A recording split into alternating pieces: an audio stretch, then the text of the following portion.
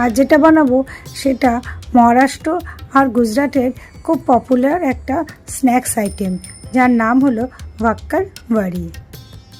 এর অ্যাকচুয়াল প্রোনাউন্সিয়েশনটা আমিও ঠিক জানি না, যতটুকু আমি বলতে পারি ততটুকুই আমি বললাম।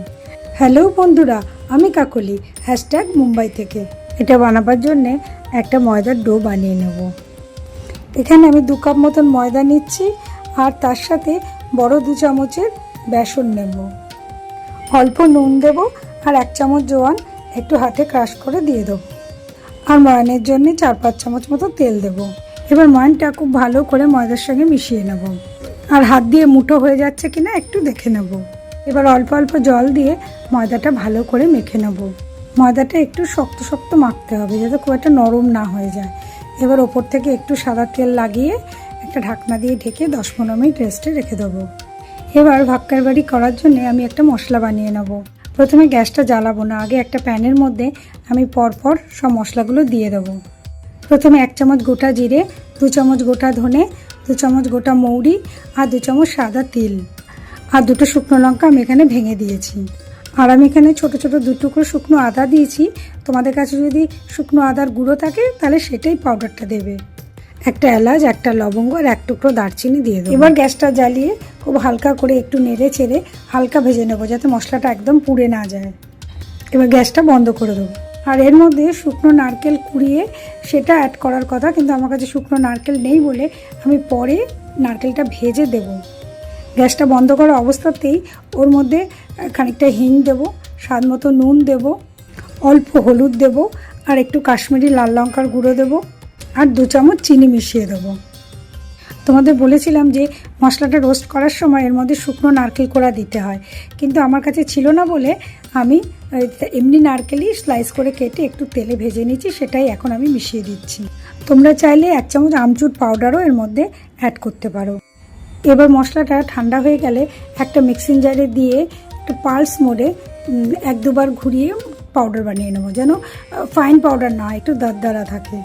পাউডারটা রেডি হয়ে গেছে, এবার একটা পাত্রের মধ্যে ঢেলে নেব। 10-15 মিনিট হয়ে গেছে। এবার ময়দাটাকে একটু হাত দিয়ে ভালো করে মথে নিয়ে ওর থেকে রুটির আকারে ছোট ছোট লেচি কেটে নেব। এবার একটা করে লেচি নিয়ে ভালো করে ওটাকে গোল করে নিয়ে রুটির আকারে বেলে নেব। একটু পাতলা করে রুটির মতন বেলতে হবে, যেন মোটা না হয়। ঠিক আমি যেরকম দেখাচ্ছি এরকম পাতলাই রাখবে। এবার চারদিকটা একটু ছুরি দিয়ে মোটামুটি স্কোয়ার মতন করে কেটে নেব। আর এগুলো ফেলবো না, এগুলো আবার পরে ইউজ করে নেব।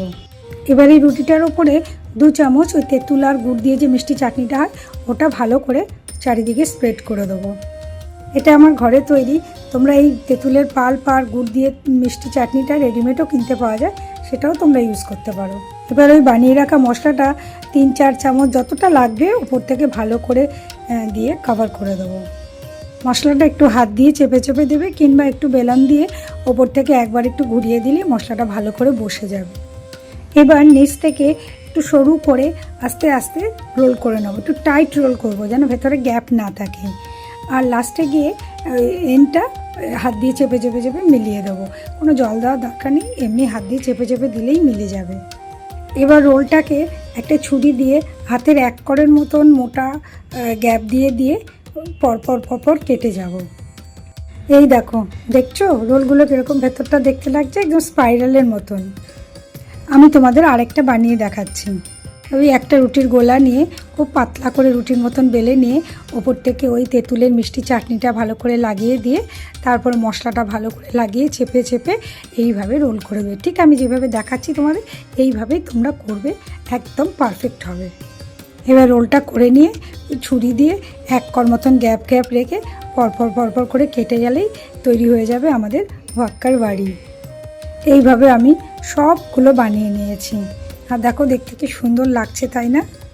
এটা সব বানিয়ে নেওয়ার পরে নর্মাল ফ্রিজে 10-15 মিনিটের জন্য সেট হওয়ার জন্য রেখে দেবে, তাহলে এটা ভাজার সময় খুব ক্রিস্পি হবে। এবার গ্যাসটা জ্বালিয়ে কড়াই বসিয়ে দেবো, আর যেহেতু ডিপ ফ্রাই হবে পরিমাণ মতন সাদা তেল দিয়ে দেবো। এবার তেলটা খুব গরম হবে না, হালকা গরম হলেই এবার বানিয়ে রাখা ভাক্কার বড়িগুলো এক এক করে তেলের মধ্যে ছেড়ে দেবো। আর এগুলো দিয়েই নাড়াচাড়া করার দরকার নেই, যখন একটু হালকা লালচে কালার আসবে তখন ছানটা দিয়ে এক এক করে উল্টে দিতে হবে। আর এই সময় গ্যাসের ফ্লেমটা মিডিয়াম টু লোই রাখবে, একদম বাড়াবে না, তাহলে একদম ক্রিস্পি হবে না। এবার একটু ধৈর্য ধরে হালকা হাতে নাড়াচাড়া করে এপিট ওপিট উল্টে পাল্টে লাল লাল করে ভেজে তুলে নেব। এইভাবে আমি দুটো ব্যাচে সবগুলো লাল লাল করে ভেজে তুলে নিয়েছি। আর এগুলো তোমরা 1 থেকে 2 মাস কাচের বোতলে স্টোর করে রাখতে পারো। দেখো আমার সবগুলো ভাজা হয়ে গেছে। এবার আমি একটা পাত্রে ঢেলে নেব। রেডি হয়ে গেছে আমার ভাক্কার বাড়ি। আর দেখতে কি সুন্দর হয়েছে, তাই না? এটা দেখতেও যেমন সুন্দর আর খেতেও খুব টেস্টি, একটু টক ঝাল মিষ্টি স্বাদের। তোমরা এটা ঘরে বানিয়ে খেও আর আমাকে জানিও কেমন। আজ আসি, বাই।